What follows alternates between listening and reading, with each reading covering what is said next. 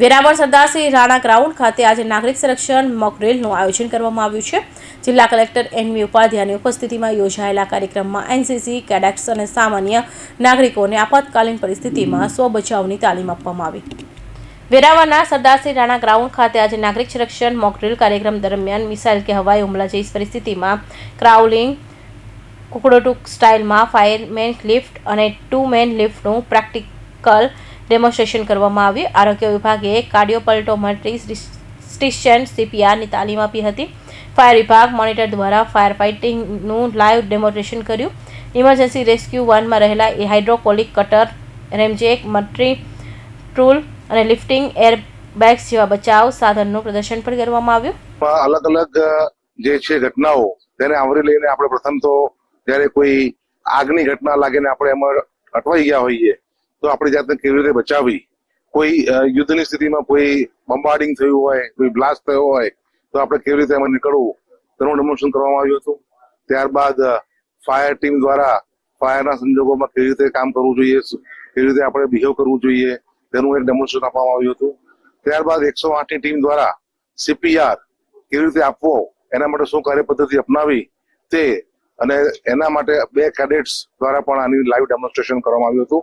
આમ સમગ્રતા એનસીસીના અત્યારે 580 naval cadets છે, એમના માટે આપણે એક આ ડેમોન્સ્ટ્રેશન કાર્યક્રમ રાખેલો હતો। આજે અમને ફાયર ટીમ દ્વારા અમને ઇવેક્યુએશનની ટ્રેનિંગ આપવામાં આવી છે। અલગ અલગ ટાઈપની સિટિંગ પોઝિશન અને લેઇંગ ડાઉન પોઝિશન શીખવાડવામાં આવી છે અને પછી મેડિકલ ટીમ દ્વારા કોઈ પણ અગર ઇન્જર્ડ પર્સનને CPR દેવાનો હોય તેના બારામાં અમને જ્ઞાન આપવામાં આવ્યું છે। કઈ રીતે દેવાનું, કેટલી વાર દેવાનું, કેટલા મિનિટ तक દેવાનું, એના બારામાં જ્ઞાન આપવામાં આવ્યું છે। आज जो कार्यक्रम था उसमें सबसे पहले तो फायर सेफ्टी हमारे देश में कैसी है, उसकी क्या क्या हमें जरूरत पड़ सकती है। बाद में जो मेडिकल टीम है वो अगर कहीं आपातकालीन समय में हमको नहीं मिली तो हम जो घायल पेशेंट है उसे हम कैसे सारवार दे सकते हैं, वो हमें सीख मिली है।